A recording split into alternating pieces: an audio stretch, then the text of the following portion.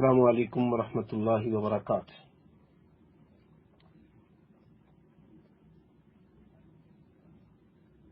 الحمد للہ رب العالمین والصلاة والسلام علی اشرف الانبیاء والمرسلین، اشہد ان لا الہ الا اللہ وحدہ لا شریک لہ واشہد ان محمدا عبدہ ورسولہ۔ رب اشرح لی صدری ویسر لی امری واحلل عقدۃ من لسانی یفقہوا قولی۔ اعوذ باللہ من الشیطان الرجیم، بسم اللہ الرحمن الرحیم۔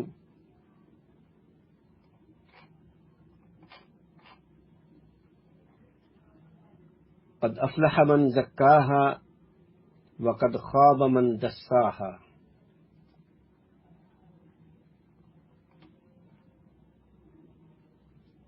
کسی چیز کی اہمیت اسی وقت اجاگر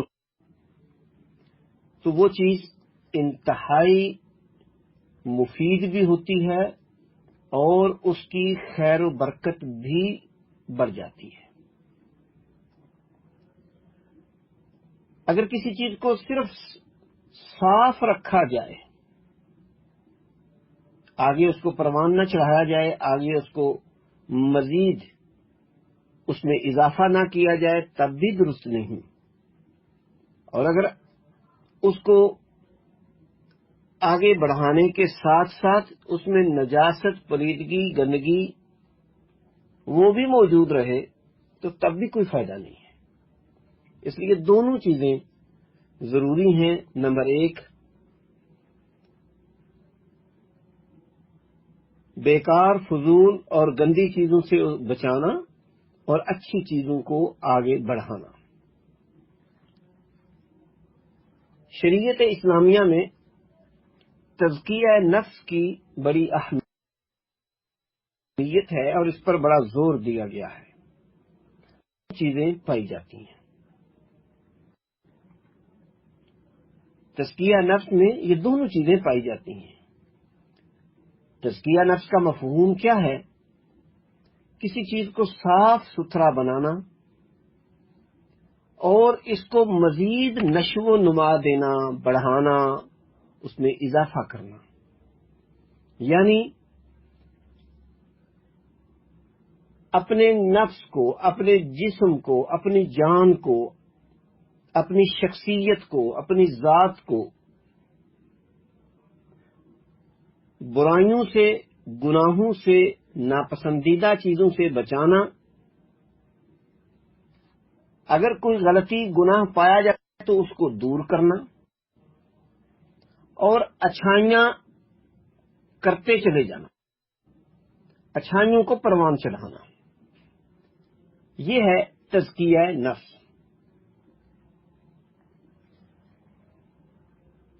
اللہ کا الحاکمین نے اس کی اہمیت سورہ الشمس آیت نمبر 9 اور 10 میں فرمایا، قد افلح من زکاہا، جس نے اپنے نفس کو، اپنی جان کو پاکیزہ بنا لیا وہ کامیاب ہو گیا۔ وقد خاب من دساہا، اور جس شخص نے اس کو دبا دیا، گناہوں سے آلودہ کر دیا، گندا کر دیا، وہ ناکام ہو گیا۔ اللہ رب العزت نے ہمیں یہ خوبصورت جسم عطا کیا ہے تو اس میں دونوں چیزیں ضروری ہیں۔ پہلے نمبر پر اپنے آپ کو گناہوں سے اور نافرمانیوں سے بچانا۔ نمبر 2، نیکی کو پروان چڑھانا۔ یہ ہے تزکیہ نفس۔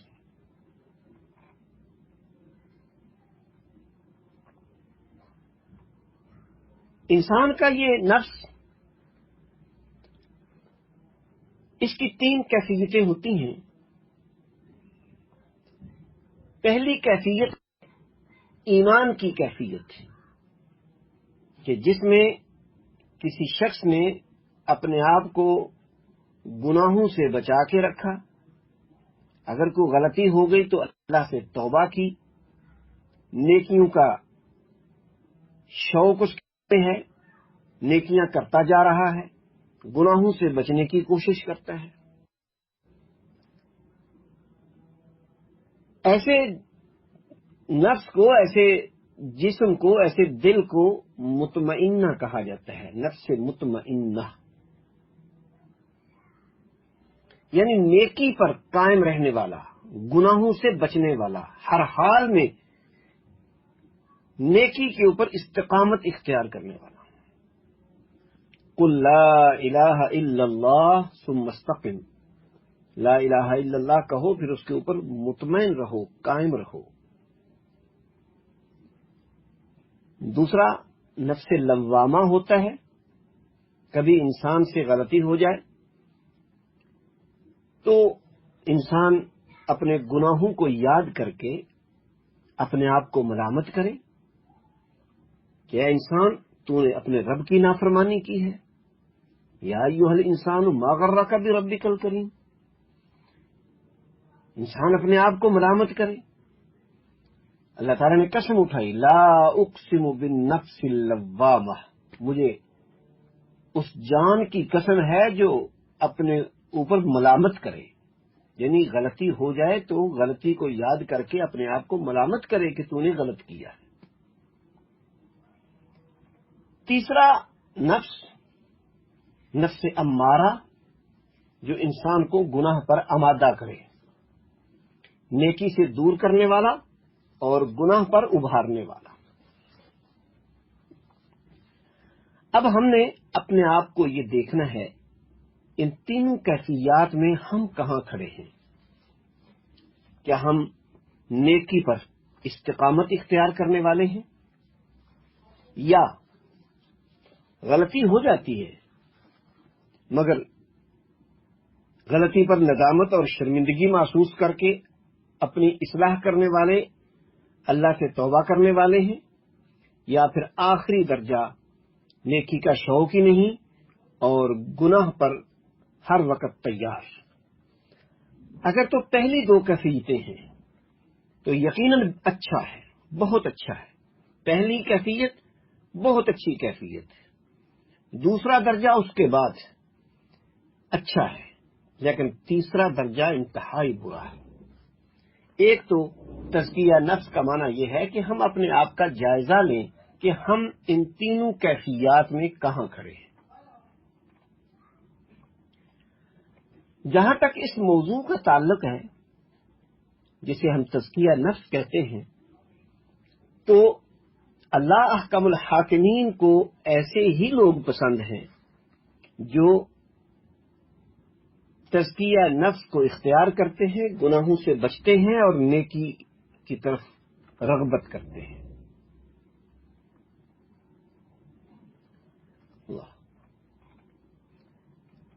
اللہ احکم الحاکمین نے فرمایا کہ وَلَوْلَا فَضْلُ اللَّهِ عَلَيْكُمْ وَرَحْمَتُهُ مَا زَكَىٰ مِنْكُمْ مِنْ أَحَدٍ أَبَدًا وَلَٰكِنَّ اللَّهَ يُزَكِّي مَن يَشَاءُ.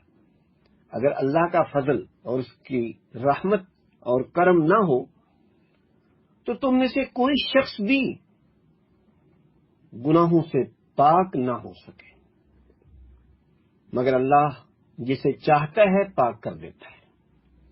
تو معنی یہ ہوا کہ یہ اللہ کے فضل سے ممکن ہے.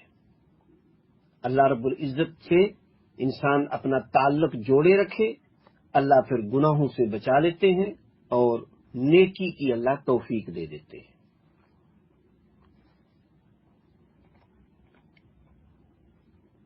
اس کی اہمیت یوں بھی بڑھ جاتی ہے کہ انبیاء کرام، اللہ رب العزت نے انبیاء کو بھیجا تو ان کو بھی یہ حکم دیا کہ لوگوں کا تزکیہ کریں، لوگوں کو گناہوں سے دوری اختیار کرنے کا حکم دیں، لوگوں کو سمجھائیں کہ گناہوں سے بچ جاؤ اور نیکی کی طرف آ جاؤ. مثلا سورہ النازیات اللہ تعالیٰ کا ارشاد ہے، موسیٰ علیہ السلام کو حکم، اذهب الى فرعون انه طغى فقل هل لك الى ان تزكى. فرعون کے پاس جاؤ، وہ بڑا سرکش ہو چکا ہے، اور اسے کہو هل لك الى ان تزکا، کیا تو اس کام کے لیے تیار ہے کہ تو اپنا تزکیہ کرے، گناہوں سے بچ جائے؟ کیا اس کام کے لیے تو تیار ہے؟ لیکن وہ بدبخت ایسا تھا، وہ تو یہ سمجھ بیٹھا تھا کہ میں ہی الہ ہوں، انا ربکم الاعلی۔ نبی صلی اللہ علیہ وسلم کی بعثت کا مقصد، سیدنا ابراہیم علیہ السلام نے دعا کی، ربنا وبعث فیہم رسولا منہم یتلو علیہم آیاتک ویعلموہم الکتاب والحکمت ویزکیہم۔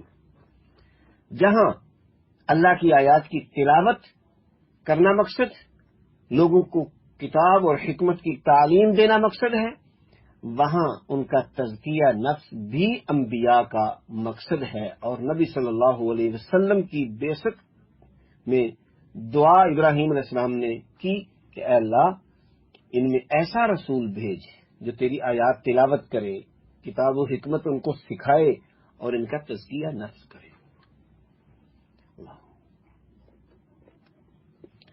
اور بھی مقامات پر سورہ آل عمران آیت نمبر 164، سورہ جمعہ آیت نمبر 2 میں بھی اللہ کے رسول صلی اللہ علیہ وسلم کی اللہ کی طرف سے لگائی جانے والی ذمہ داریوں میں اسی چیز کا تذکرہ ہے، وَيُزَكِّيهِمْ۔ اگر کسی شخص نے اس راہ کو اختیار کر لیا تو وہ کامیاب ہو گیا۔ قد افلح من تزکا، جس نے اپنے آپ کو گناہوں سے بچا لیا، نیکی کے راستے کو اختیار کر لیا، قد افلح من تزکا۔ اور پھر یقیناً بہت بڑی عظیم کامیابی جنت کی صورت میں اللہ حکم الحاکمین نے فرمایا کہ جنات عدن تجری من تحتها الانہار خالدین فیہا، سورۃ طٰہٰ آیت نمبر 76 میں، بہار باغات جس میں نہریں جاری ہوں گی، اس میں وہ ہمیشہ رہیں گے۔ کون؟ ذالک جزاء من تزکا، جس نے اپنے آپ کو گناہوں سے پاک کر لیا اور نیکی کے راستے پہ گامزن کر لیا، وہ کامیاب ہو گیا۔ اگر کوئی شخص اس سے دوری اختیار کرتا ہے، وہ یہ سمجھتا ہے کہ نہیں، گناہوں سے بچنا، نیکی کرنا، یہ کیا ضروری ہے؟ اگر کسی شخص نے ایسا رویہ اختیار کیا کہ تزکیہ نفس سے دور بھاگا، تو پھر سورہ البقرہ آیت نمبر 174 میں اس کا انجام بیان کیا گیا ہے۔ ان الذين يكتمون ما انزل الله من الكتاب ويشترون به ثمنا قليلا اولئك ما يأكلون في بطونهم الا النار ولا يكلمهم الله يوم القيامة ولا يزكيهم ولهم عذاب أليم۔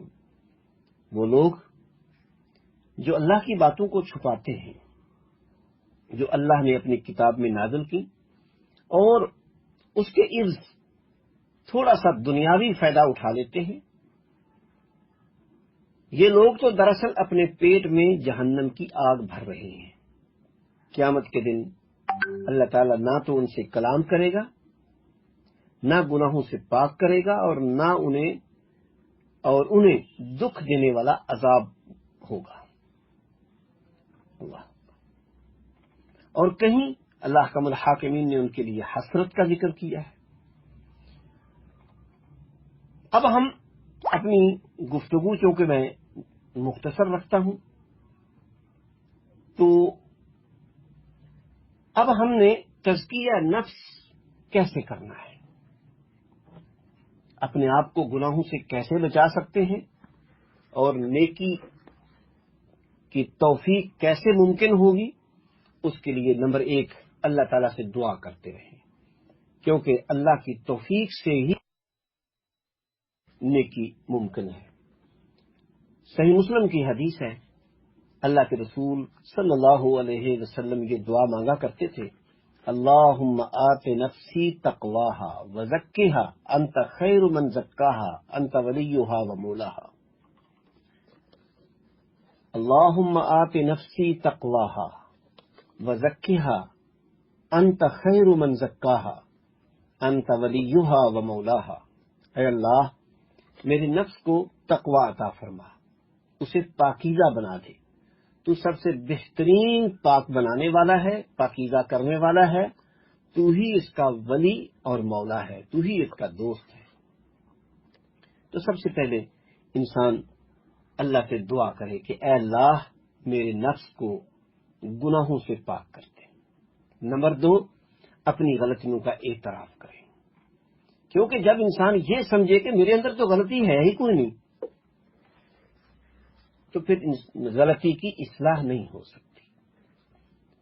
نبی صلی اللہ علیہ وسلم کی حدیث سنن ابن ماجہ میں، کل بنی آدم خطاء وخیر الخطائین التوابون، آدم کا ہر بیٹا گناہگار ہے، اور گناہگاروں میں سب سے بہتر وہ ہے جو توبہ کر لیتا ہے، اپنے گناہ کی اعتراف کر کے توبہ کر لیتا ہے۔ نمبر 3،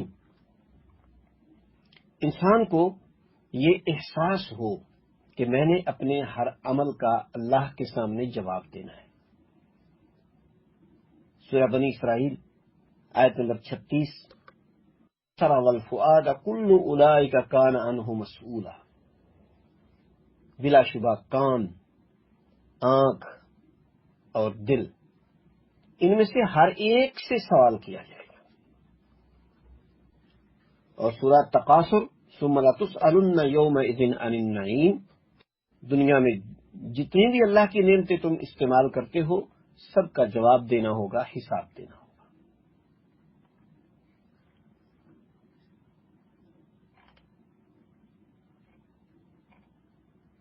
اور چوتھی چیز، موت کو یاد رکھنا۔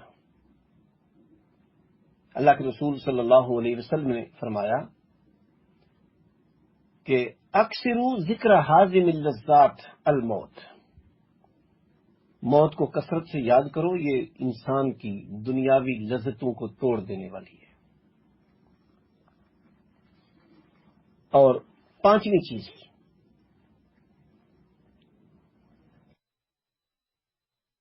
قیامت کو یاد رکھنا۔ کو یاد رکھتا ہے تو پھر انسان اس کی تیاری کرتا ہے، کیونکہ صرف قیامت کو یاد رکھنے کا معنی یہ نہیں ہے کہ بھی قیامت آئے گی، نہیں، اس کا اثر اس کے اعمال پر ہونا چاہیے۔ جیسا سورہ المطففین میں اللہ تعالیٰ کا ارشاد ہے کہ وہ لوگ کہ جو ماپ تول میں کمی کرتے ہیں، جب کسی سے کچھ لینا ہو تو پورا لیتے ہیں، اور جب کسی کو معاف کر دیں تو اس میں کمی کرتے ہیں۔ الا یظن اولئک انہم مبعوثون، کیا وہ یہ نہیں سمجھتے کہ انہیں قیامت کے دن اٹھایا جائے گا، حساب و کتاب ہوگا، قیامت بھی قائم ہوگی؟ تو لہذا قیامت کے قائم ہونے کا کامل یقین ہو، مگر اس کی علامت یہ ہے کہ اس کی تیاری کی جائے۔ اور آخر میں اپنی کیفیت کو انسان ہمیشہ یاد رکھے، جیسے شروع میں نے بیان کیا کہ انسان نفس مطمئنہ، نفس لوامہ اور نفس امارہ، انسان اپنے آپ کو یہ یاد رکھے کہ میں کس کیفیت میں ہوں۔ سیدنا ابوبکر صدیق رضی اللہ تعالی عنہ کا ایک واقعہ، اس واقعے کو بیان کرنے سے پہلے میں یہ بات ذکر کرتا چلوں کہ اللہ کے رسول صلی اللہ علیہ وسلم نے فرمایا کہ جہنم میں سب سے زیادہ لوگ جو جائیں گے وہ زبان اور شرمگاہ کی وجہ سے جائیں گے۔ فرمایا کہ ان دونوں کی ضمانت دے دو، میں تمہیں جنت کی ضمانت دیتا ہوں۔ ان کے اوپر کنٹرول کرو۔ سیدنا صدیق اکبر رضی اللہ تعالی عنہ وہ ایک مرتبہ اپنی زبان کو پکڑ کر ہلکے ہلکے جھٹکے دے رہے ہیں۔ کسی نے پوچھا یہ کیا کر رہے ہیں؟ تو کہنے لگے ان ھذا اوردنی الموارد، یہ زبان اکثر مشکلات میں ڈال دیتی ہے، لہذا تنبیہ کر رہا ہوں۔ لہذا اپنے آپ کو، اپنے اعضاء کو انسان یہ احساس دلائیں کہ انہی اعضاء سے اللہ قیامت کے دن پوچھیں گے، ان السمع والبصر والفؤاد کل اولئک کان عنہ مسئولا، سب اعضاء سے سوال کیا جائے گا۔ اور ایک اور مقام پر فرمایا کہ الیوم نختم علی افواہہم وتکلمنا ایدیہم وتشہد ارجلہم بما کانوا یکسبون، زبان پر مہر لگا دی جائے گی، اسے روک دیا جائے گا، اور یہ اعضاء جو ہیں پھر گواہی دیں گے۔ ایک تو ابوبکر صدیق رضی اللہ تعالی عنہ اپنی زبان کو ہلکے جھٹکے دے کر یہ اسے یاد دلا رہے ہیں کہ خیال رکھ، تو اکثر زبان سے کوئی نہ کوئی ایسی بات نکل جاتی ہے کہ جس سے انسان مشکل میں مبتلا ہو جاتا ہے۔ اور ایک دوسری چیز، ایک صحابی جن کا نام حنظلہ ہے، حنظلہ،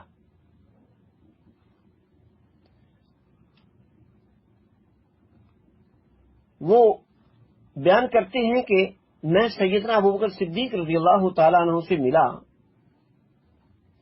تو صدیق اکبر رضی اللہ تعالی عنہ نے میرا حال چال پوچھا، تو میں نے آگے سے کہا کہ نافق حنظلہ، حنظلہ تو منافق ہو گیا ہے۔ صدیق اکبر پوچھتے ہیں سبحان اللہ، تو کیا کہہ رہا ہے؟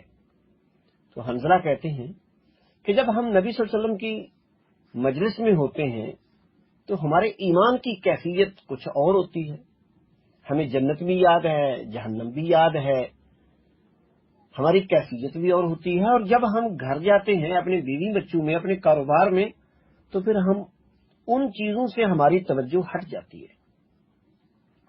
اس وجہ سے یہ جو میری کیفیت وہاں گھر جا کر اور ہو جاتی ہے، میں سمجھتا ہوں کہ شاید میں منافق ہو گیا ہوں، یہ فکر تھی۔ تو صدیق اکبر رضی اللہ تعالی عنہ عرض کرتے ہیں کہ کیفیت تو میری بھی یہی ہوتی ہے۔ تو دونوں نبی صلی اللہ علیہ وسلم کی خدمت میں حاضر ہوتے ہیں۔ تو نبی صلی اللہ علیہ وسلم نے فرمایا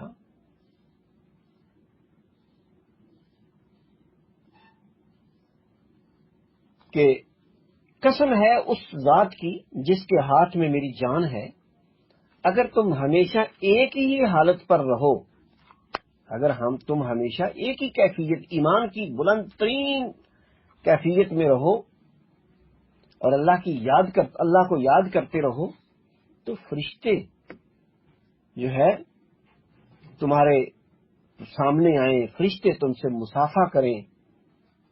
لیکن آپ نے فرمایا کہ انسان کی ایک حالت، نیکی کی بلند ترین کیفیت ہمیشہ نہیں رہتی، بلکہ فرمایا کہ وَلَٰكِنْ یا حنظلہ سَاعَةً وَسَاعَةً، فرمایا کہ ایک گھڑی دنیا کا کاروبار ہوتا ہے اور ایک وقت ہوتا ہے کہ اللہ کی یاد ہوتی ہے۔ یعنی انسان کبھی گھر میں جاتا ہے تو پھر بیوی بچوں میں مشغول ہو جاتا ہے، کاروبار میں جاتا ہے تو اس میں مشغول ہوتا ہے، لیکن جب اس طرف توجہ کرتا ہے تو اس کی کیفیت پھر اسی طرح لوٹ آتی ہے۔ مراد یہ ہے کہ انسان کی حالت ہمیشہ ایک جیسی تو نہیں رہتی، لیکن انسان کے دل سے نیکی کا شوق اور گناہوں سے نفرت قائم رہنی چاہیے، اور اسے ہی نفس مطمئنہ کہتے ہیں۔ اور اگر انسان غلطی ہو جائے تو پھر فوراً ندامت ہو، یہ نفس امارہ ہوگا۔ اللہ کم الحاکمین ہمیں نیکی پر قائم رکھے، گناہوں سے دوری اختیار کرنے کی اللہ توفیق عطا فرمائے، اور اللہ کم الحاکمین ہمیں گناہوں سے پاک کر دے، ہمیں ان خوش نصیب لوگوں میں شامل کر دے قیامت کے دن جنہیں اللہ رب العزت پاکیزہ قرار دیں گے۔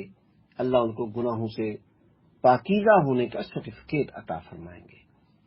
اور رمضان المبارک کا مہینہ ہے، میں اپنے آپ کو، اپنے تمام سامعین کو یہ توجہ دلانا چاہوں گا کہ اپنے مالک سے توبہ کر کے اپنے گناہوں کی معافی مانگ کر نیک توفیق مانگے۔ اللہ رب العزت بڑا غفور الرحیم ہے، معاف کرنے والا ہے، اور اللہ انشاءاللہ جو کوشش کرتا ہے والذین جاہدوا فینا لنہدینہم، جو کوشش کرے گا اللہ اس کو ضرور توفیق عطا فرمائیں گے۔ اقول قولی ھذا استغفر اللہ لی ولکم ولسائر المسلمین۔ سبحان ربک رب العزۃ عما یصفون وسلام علی المرسلین والحمد للہ رب العالمین۔ السلام علیکم ورحمۃ اللہ وبرکاتہ۔